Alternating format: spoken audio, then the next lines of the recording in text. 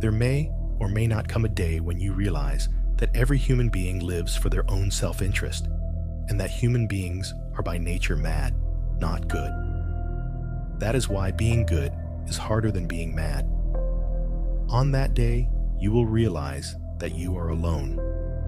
And in all of this, there is no one to blame. We are born like that.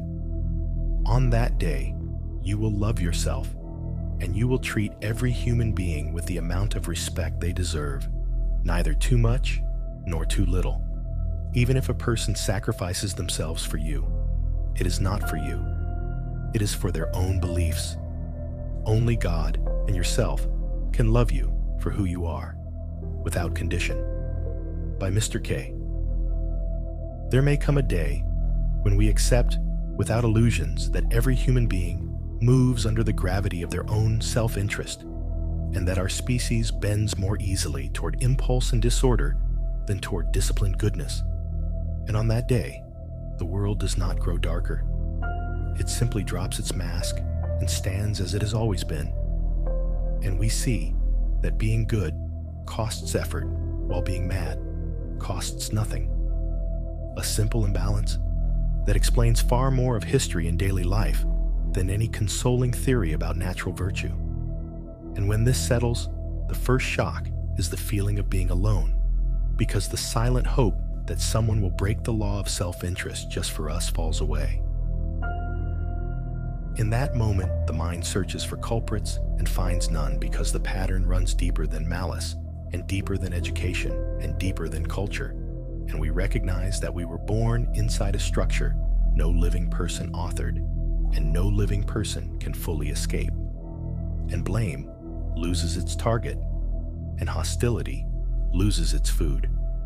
And what remains is a stripped sensation that we walk among creatures who will always love their own image first, and can only reach beyond it through belief or discipline or fear or grace, and never as a stable default. And this recognition does not turn us into haters of mankind. It turns us into sober readers of it. From here, respect becomes measurable, because we stop giving reverence merely because someone stands close to us, or speaks gently, or shares fragments of our story, and we begin to watch conduct and pressure in response. And we learn to grant neither too much honor nor too little. And the person who shows a pattern of betrayal or opportunism receives distance, while the person who carries their word through difficulty receives weight. And generosity stops confusing itself with surrender, because we understand that handing the core of a life to a will that serves itself first is not kindness. It is abandonment of the only guardian that remains when everyone else chooses their own survival. Even the person who sacrifices themselves for us does not dissolve this rule, because their act rarely rises from our worth alone, and almost always rises from their own creed and their own need to see themselves as faithful or noble or obedient to a doctrine. And this does not diminish the act.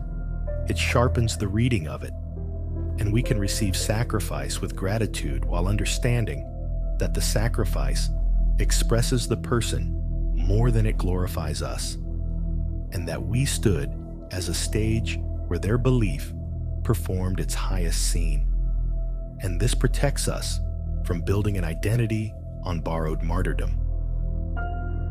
Only God and the self stand outside this exchange in any meaningful way, because God, if one believes, remains the source that does not seek completion in us, and the self remains the only companion that does not leave the room until the last breath. And from this angle, love of self no longer looks like vanity. It resembles stewardship, because it becomes the care of the only ally present in humiliation, in illness, in exile, and in the hour where no witness remains. And whoever neglects that ally in the name of pleasing temporary figures commits a deeper betrayal than any they fear from others. A clear life begins when this reordering hardens into habit because decisions no longer come from hunger for universal acceptance, but from the alignment between conscience, mission, and the small circle of obligations that actually matter. And boundaries stop feeling like aggression and start functioning as fairness, since they simply state that the self will not be spent to feed the madness or laziness of those who refuse to govern their own lives, and promises are weighed by evidence and by time rather than by tone and performance. And hope steps down from the theater, where it waited for miraculous exceptions to human nature, and begins to work in the world of actions where trust is tested, observed, and adjusted. In this posture, we neither worship nor despise humanity.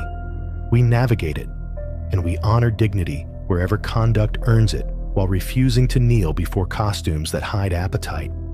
And we remember that no chorus can carry us when the ground opens, and that the applause of the crowd never paid a single bill of suffering when the night grew long and the body shook. And we hold fast to the only sovereign ally under the sun, the self-guided by God, steady enough to give what is right, to withhold what would wound, and to walk on when voices fall silent. And when that day arrives, we do not become colder. We become exact, and love loses its costume and stands as decision rather than dream. Thank you for listening. If this served your journey and you are not yet a member, join us on Patreon. If you are already a member, I am glad you're here. With care, Mr. K.